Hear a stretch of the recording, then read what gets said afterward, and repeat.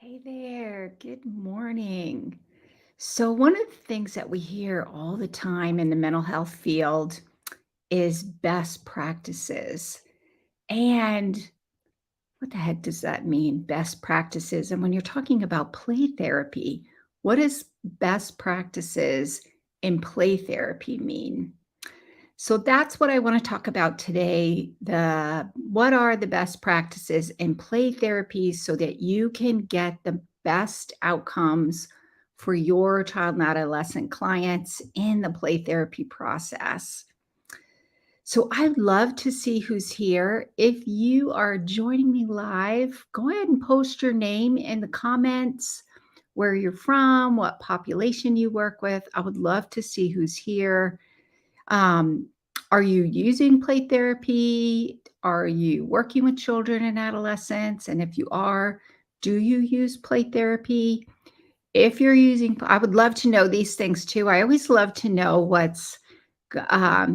for those of you watching. And also, I love connecting with other play therapists, especially play therapists around the world. It's really interesting to see what you're doing in other parts of the country. I mean, other parts of the world outside of the United States. I think it's so fascinating how play therapy is used in different cultures and some of the things that you run into that maybe are still similar to what we run into here, or maybe how do you navigate that a little differently with your culture. So if you're watching, I would love to know who's here. If you're using play therapy, what kind of play therapy, what model are you using? So go ahead and post those in the comments. Honestly, ask your questions. This is interactive. Sometimes I get to chatting. I get to talking and I forget to ask questions just because I go down my nerdy rabbit hole.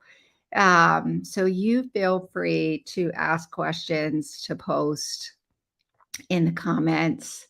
And let's get started.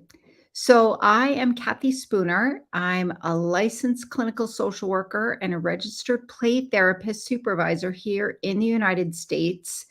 And I have been working with children, adolescents, and families, honestly, starting out in special education, working with children with emotional problems as a special educator, and then realized I wanted to do this therapy thing that I found out about, especially this play therapy thing that I found out about when I was teaching. This was back in the 1980s. So special ed looked a little different back in the 1980s than it does now. Um, so I've been working in the mental health field for a little over 30 years now. I've always worked with children, adolescents, and families. And I love using play therapy. So I go live every Wednesday at 7 a.m. Pacific time here in the United States on the West Coast. I live stream into my private Facebook group. So if any of you are watching from my private Facebook group, hello, hello. And that group is for mental health professionals using play therapy and expressive arts with children, adolescents, and families. So if you're on Facebook and that sounds like it would be of interest to you, you can pop over there. You do have to answer all of the questions, though. That's one of the things that sometimes happens is people don't answer all the questions, so they don't get admitted into the group. So I like to remind people, answer all the questions. So that group is called Play and Expressive Arts Therapy Playground. So pop over there and join the group if you're interested. Also, I live stream into Instagram and I live stream weekly every week into LinkedIn and on my YouTube channel. And if you want to watch any of the replays, if you're in my Facebook group, then you just go look in the featured section. That Facebook group is called Play and Expressive Arts Therapy Playground. It's harder to find them on LinkedIn, so it's probably easiest to pop over to my YouTube channel and click on the live tab. All the replays are on there. Over the last few weeks, I've been talking a lot about some of the foundational aspects of play therapy And I think that's a really important topic that sometimes doesn't really get talked about as much as maybe it would be useful to talk about. I often say that building, it's kind of like building your house on a firm foundation. If your foundation's cracked, we know your house is not necessarily safe. So the same is true in mental health. You want a good foundation on some of the basic foundational principles of your theory model and how you apply that, and just some of the competencies in mental health that are across all mental health modalities. This is true also in play therapy. Play therapy has certain competencies and certain elements that are true across all the different types of play therapy models. And so these are things I think that are really important to make sure you have a firm foundation with when you're using play therapy, because then you can get some really good outcomes for your clients. And after all, that's kind of the purpose of doing it, right? We want to make a difference in the lives of our clients. That is why we do this, that we want to see change, and we can struggle and struggle and be overwhelmed. And then we have that session where our client and their family make this phenomenal breakthrough. And we see the transformation they have from the beginning of treatment till the end. And that is what keeps us going. And to do that, I really believe it's important to have a really firm foundation in play therapy. So that's what I've been talking about over the last several weeks.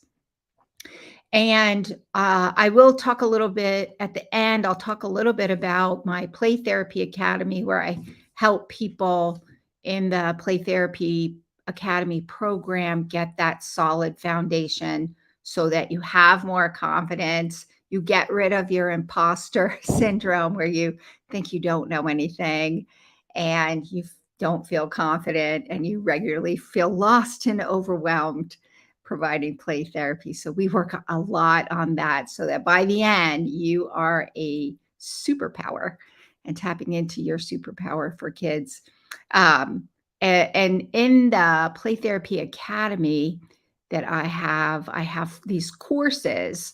The courses are available if you're in Play Therapy Academy. They're in the Play Therapy Academy, but not everybody needs that supervisory consultation component of Play Therapy Academy, and you just need the play therapy trainings.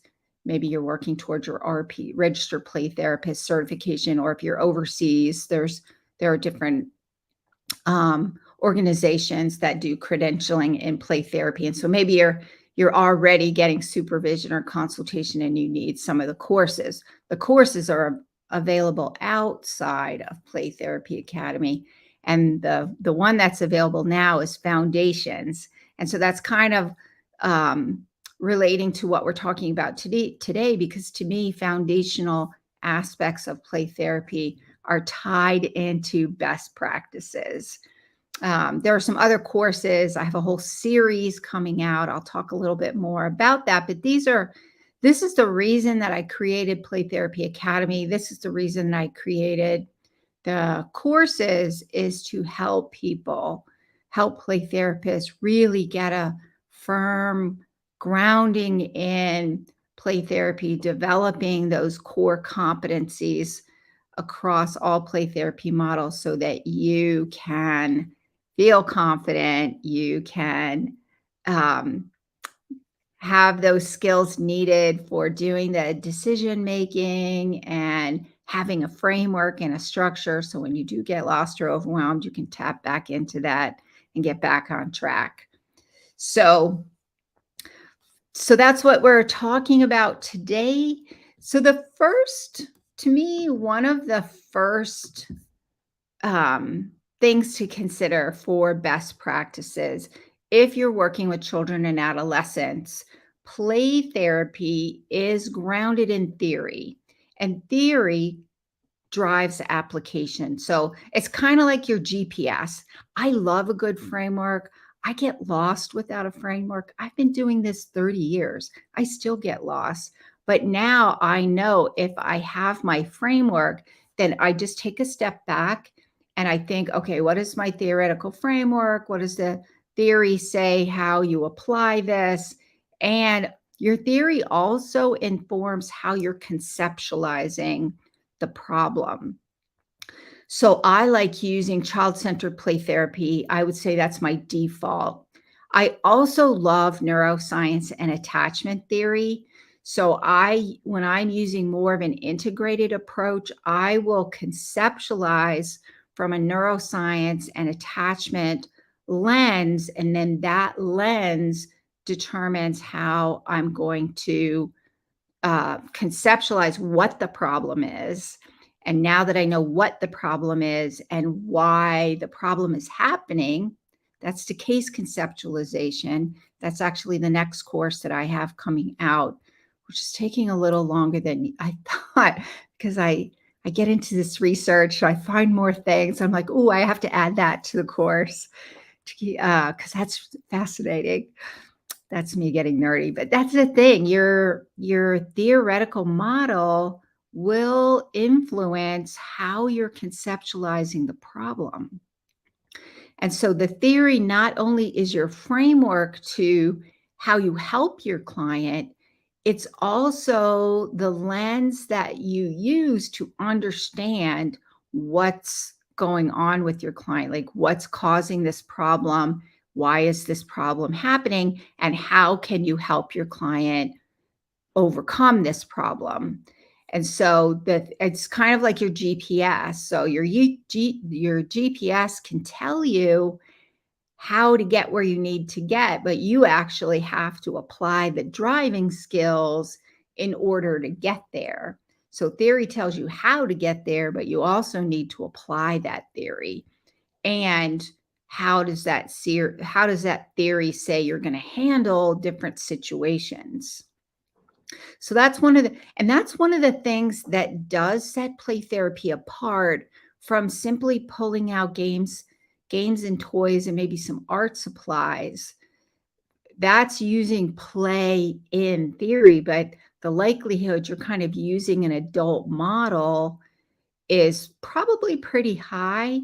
The thing about play therapy is it is grounded in a theoretical model, and this brings me to the next point, which is therapeutic powers of play.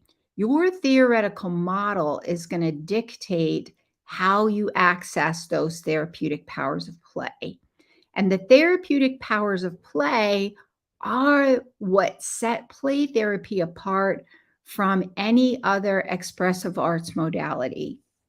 And so these therapeutic powers of play are going to be accessed according to what your theory model says. For example, if I'm using a child-centered play therapy model, then I use the principles of child-centered play therapy and the skills of child-centered play therapy to help clients access the therapeutic powers of play. The way that that looks in child-centered play therapy will be your tracking. How are you tracking? How are you following the lead? How are you creating that safety and security through the tracking? What are you saying? How are you saying it? When are you saying it? Where's your positioning with the child? um, those invite your client to access the therapeutic powers of play because it's how you have your playroom set up. It's what you have in your playroom, meaning what kinds of toys, what um, categories of toys in there. So nurturing toys, aggressive toys, constructive toys, fantasy toys. All of these different categories will help your client access therapeutic powers of play, and your child engages in that process to help them to achieve healing and wholeness. So in child-centered play therapy, the one of the underlying principle is given the free and protected space, your client will naturally move towards healing and wholeness, which is why you're following them and you're not leading. If you're asking questions using child-centered play therapy, if you're posing questions, then you're not leading, you're now directing. So all of those are key when you're using child-centered play therapy, and how child-centered play therapy helps you access the therapeutic powers of play. That will look different if you're using, let's say, Gestalt play therapy. So with Gestalt play therapy, your theoretical lens about the principles of Gestalt play therapy will determine how your client is going to access those therapeutic powers of play, your way of being in the session, how you're responding to clients. This is also true for Adlerian play therapy. How you conceptualize the problem is going to be based on the theoretical model of Adlerian therapy, play therapy, and then what you focus on for change and how you are in the sessions. You can ask questions. There's a way of being in the Adlerian play therapy. Those are all going to support how your client accesses the therapeutic powers of play.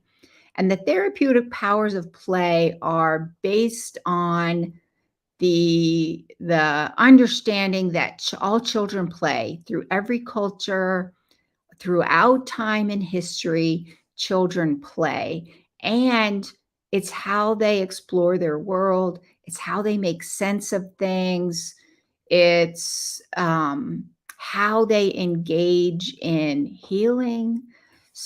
It's how they work things out. If you watch children, I remember years ago, I was in college, so getting my bachelor's degree in education. So I was getting my degree in special education with a concentration in working with children with serious emotional problems. And part of this back in the 80s, this is like early 80s, and part of the program was I took a class on early childhood education. And in this class, we had to go weekly and observe. They're on campus. The university had an on-campus daycare at preschool. And so me and my fellow students would go and we would observe these 4-year-olds in preschool. And I'm 19 or 20. I don't know things about kids. And I've always wanted to work with kids. So I was really excited. And I was sitting there, and we had to sit there and we had to observe in the background. And then we had to write down what they said. We had to keep, it reminded me years later of those, I forgot what we had to do in my master's program for social work. They were the bane of my existence, where you write down your session and then you have to do your thoughts about it and then your response. But I remember sitting there thinking, and I promise you this has a point. I know it kind of seems like I'm going down a little rabbit hole, but it does have a point, and I'm about to get there. I remember sitting there as like a 19 or 20-year-old. I might have been 20. Sitting there writing down, watching these little 4-year-olds interact, thinking to myself, "Oh my goodness, they're like little people." And they are having some serious conversations through their play.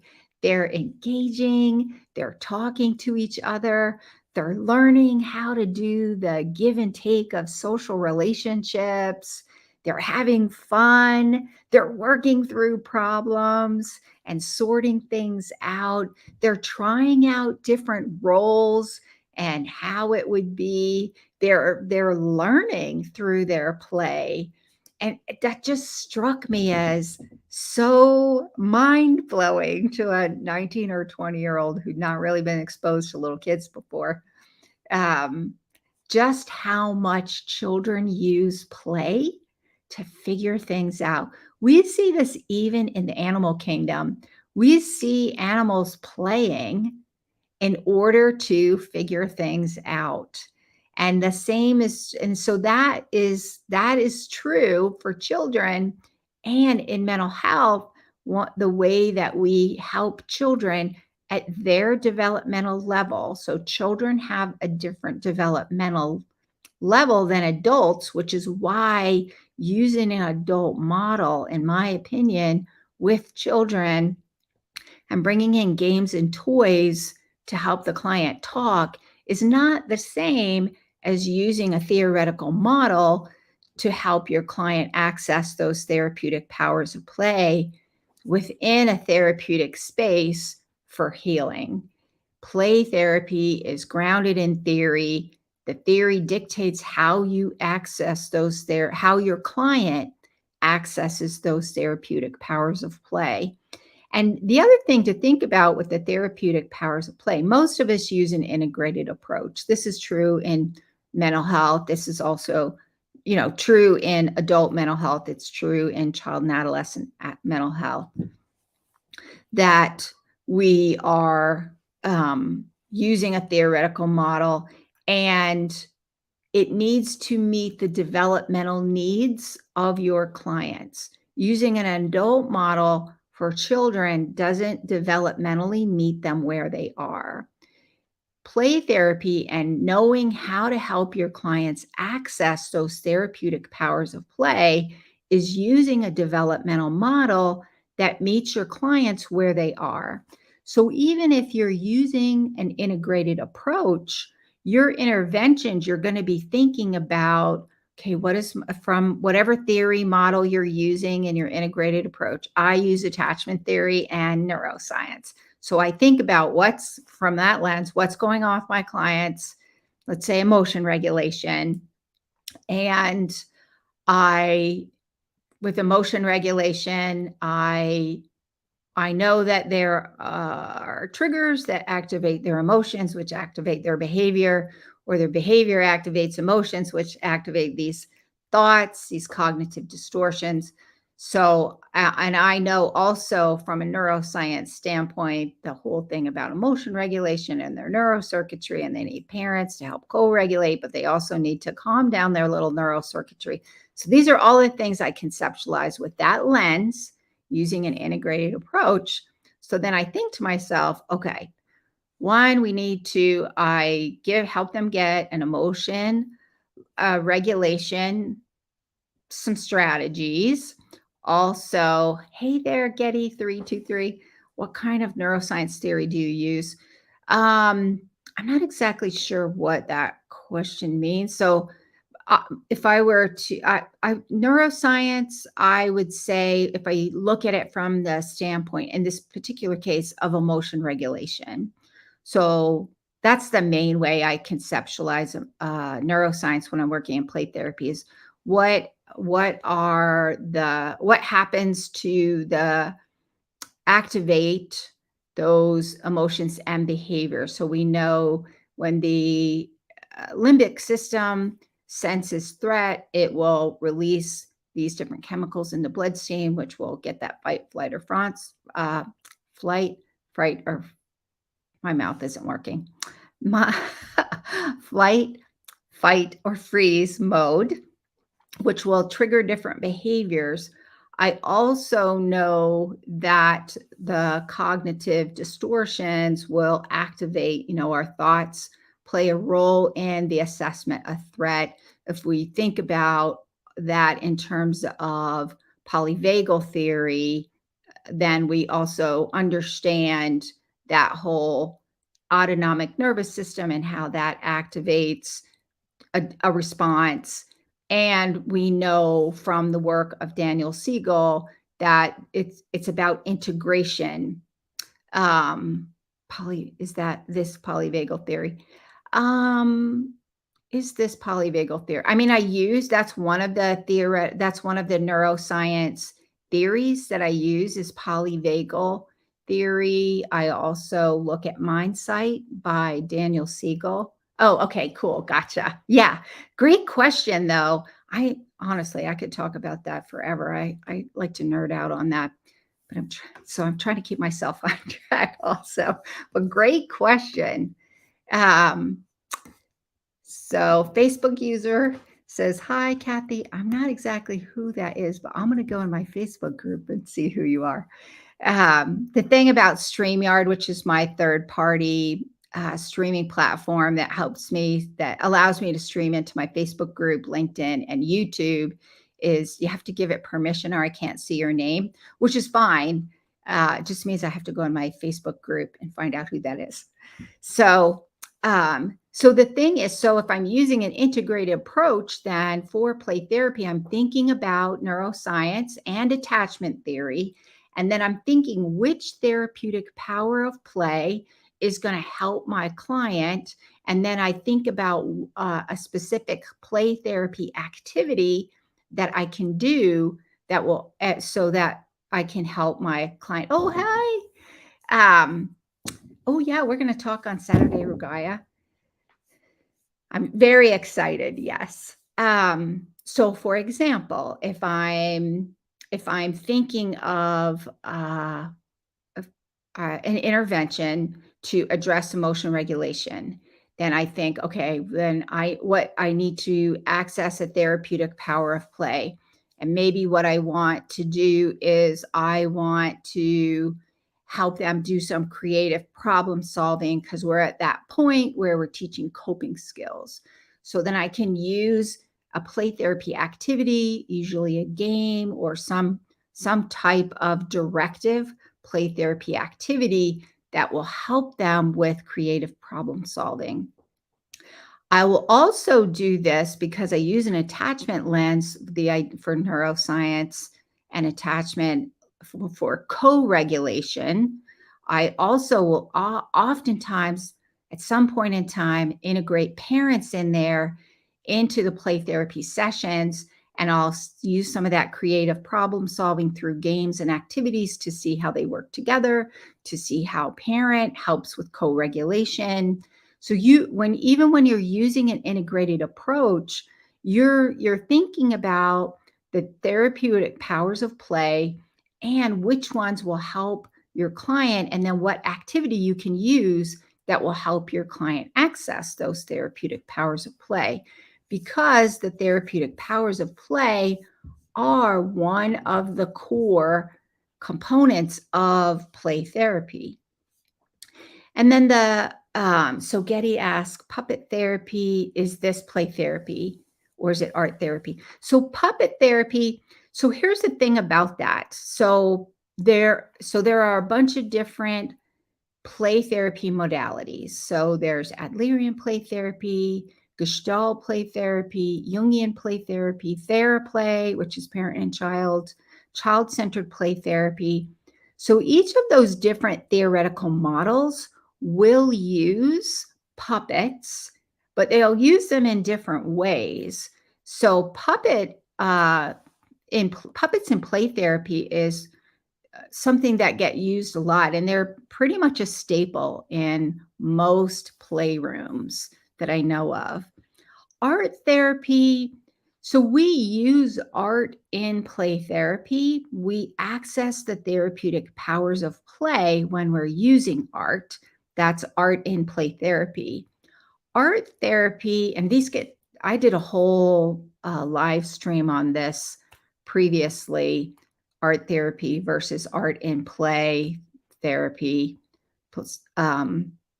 I did actually quite a few on that topic.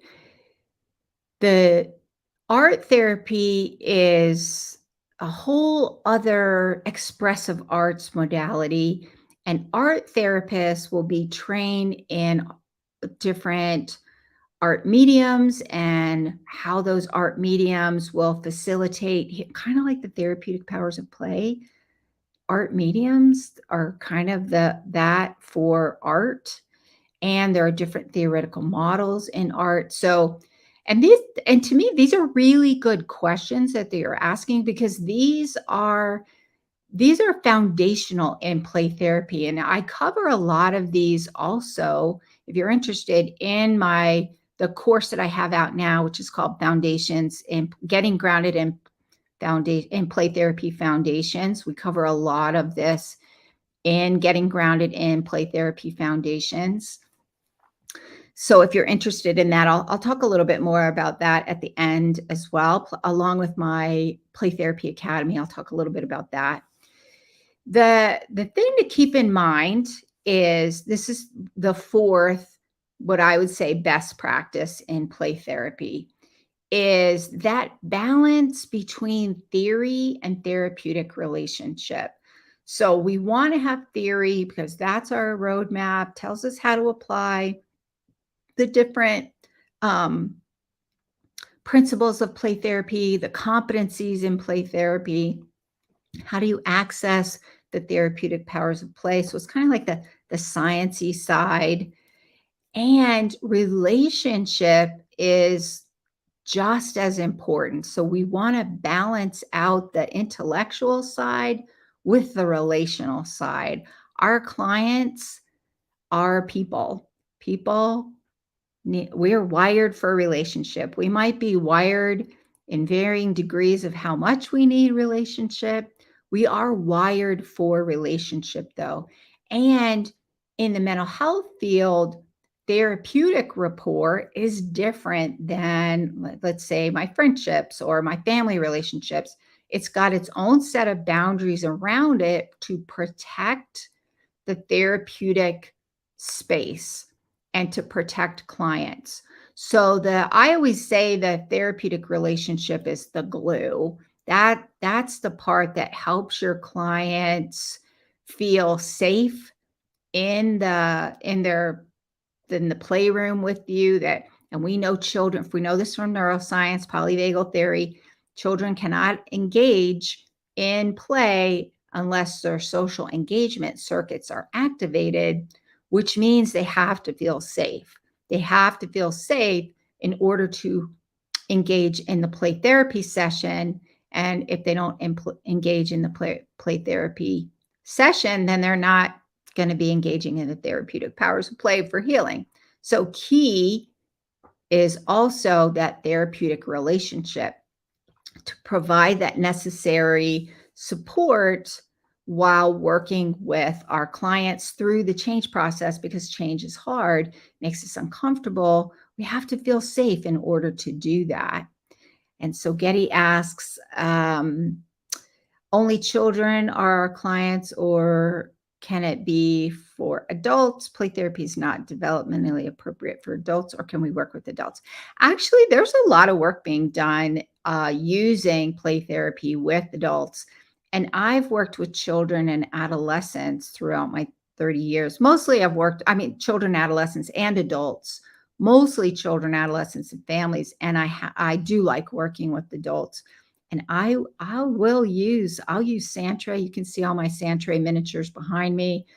I use art. I've even used different experiential activities with adults. The key with adults, though, is you have to develop that therapeutic rapport first with them before you can get them to play.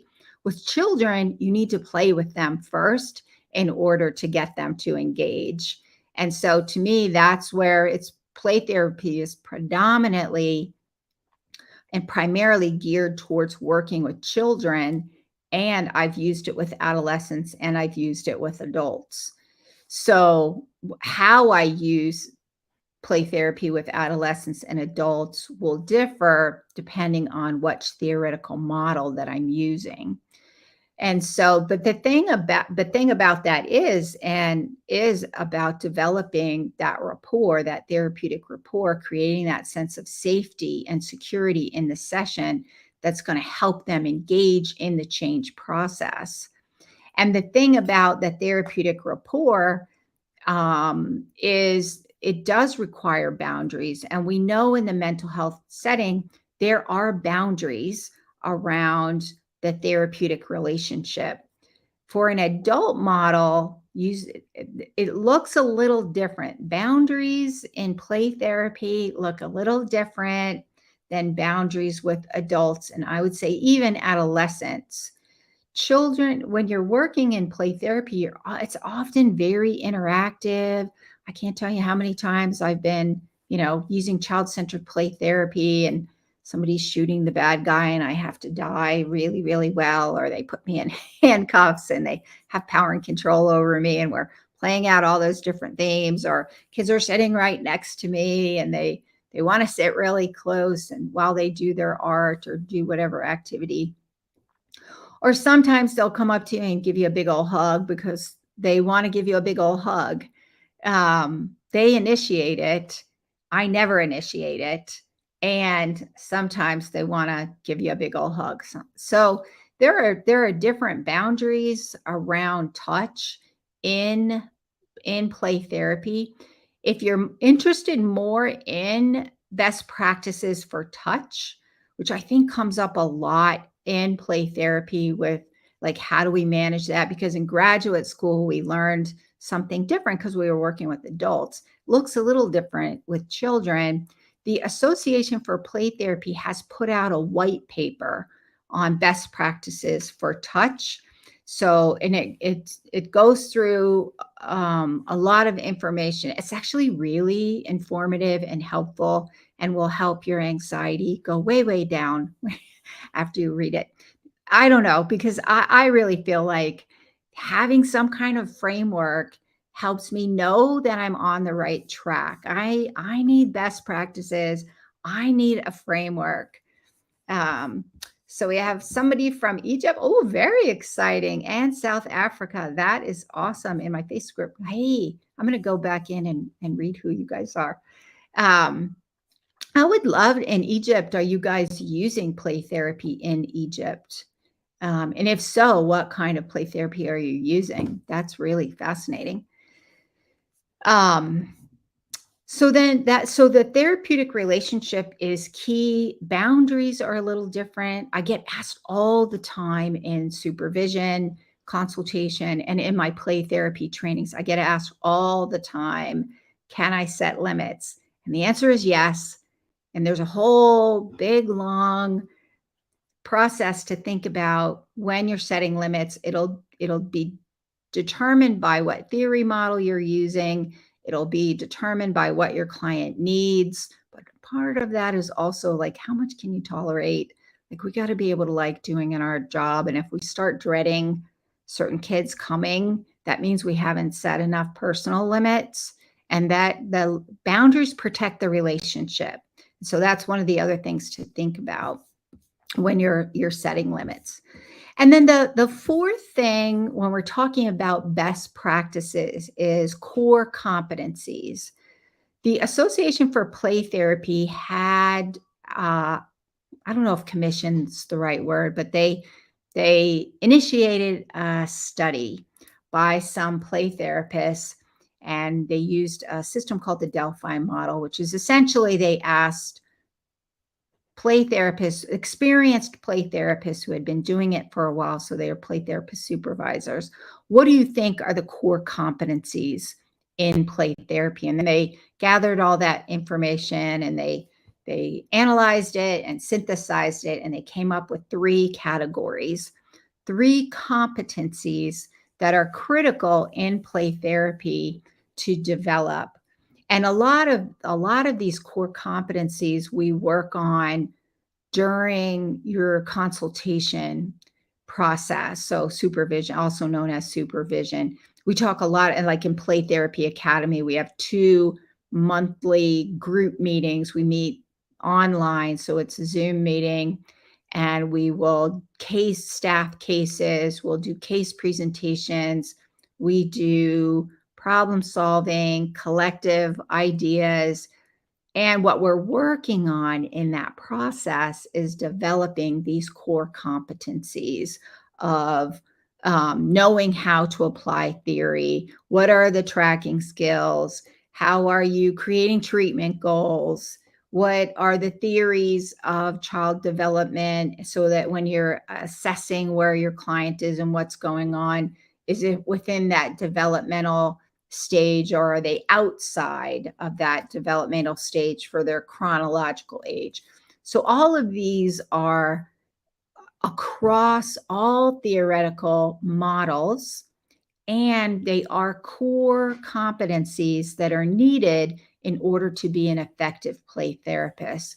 And the quality of the play therapy is equal to the quality of the therapist's mastery of these competencies. So that's why you can have the theory and having the competencies to apply the theories within that therapeutic relationship and accessing the therapeutic powers of play. These all combined create a really strong environment for your clients to be successful in play therapy, which is why these four components of play therapy, theory, and application. So just to do a little recap. So what we've talked about, the best practices in play therapy are really the integration of all four of these things, knowing play therapy theory and how to apply it, knowing that the theory determines how your client is going to access those therapeutic powers of play. And you want to create that atmosphere of safety and security so that the client, given that free and protected space, can naturally move towards healing and wholeness as you're applying the theory to access the therapeutic powers of play within that safe therapeutic space. And then what kind of pulls them all together, the theory and the relationship, is being able to master these core competencies, which include how do you develop therapeutic rapport using your theoretical model to access the therapeutic powers of play. How are you conceptualizing what's going on? How are you doing your treatment planning? All, being able to identify the themes in the play therapy process. These are all competencies that are required in order to be really effective with your clients. So Getty asks, if I want to use art therapy and play therapy, do I need to have an art therapy certification? So I would phrase that a little bit different because I think this is what you're asking. I use art all the time. I'm not an art therapist. I use art all the time. I use art in play therapy, and how I use art in play therapy is determined by what theoretical model I'm using. So the way it looks in child-centered play therapy when a child uses art will look different than if I'm working like a 9 or a 10-year-old and I'm using more of an attachment and neuroscience lens and using more of a directive approach to access those therapeutic powers of play. So that's how I use art in play therapy. And I would highly recommend that you hop over to my YouTube channel and click on the live tab, and you can see in there, I did actually a few episodes on using art. I think you might find that helpful. So I'll just do I've kind of mentioned it before. If you are interested, I do have a training right now. It's online, it's self-paced, so you can take it in your time zone when it's convenient for you. It's called Getting Grounded in Play Therapy Foundations. If you're interested in that course, you can hop over to my website at rrhcounseling.com/courses. It's Getting Grounded in Play Therapy Foundations. Also, if you're interested in Play Therapy Academy, that is the kind of consultation program, but it also includes these courses, Getting Grounded in Play Therapy Excellence courses, there's going to be a whole series. Getting Grounded in Play Therapy Foundations is the first one. The next one coming out soon, I'm hoping within the next 2 to 3 weeks, is called Getting Grounded in Play Therapy Case Conceptualization. Then there's going to be one on play therapy treatment plans, another one on writing play therapy progress notes, another one on integrating parents. So there's a whole series coming out. You can buy them individually outside of Play Therapy Academy. If you're interested in learning about Play Therapy Academy, then you can also pop over to my website at rrhcounseling.com. Go on to the supervision page, and you'll see on the you can read a little more about Play Therapy Academy. If you're interested in Play Therapy Academy, then click on the link on the page to schedule a free 30-minute meeting with me, and we can talk about what it is and see if it's a good fit for you, and then kind of go from there. So that is it for today. I will see you next week, and have a good week.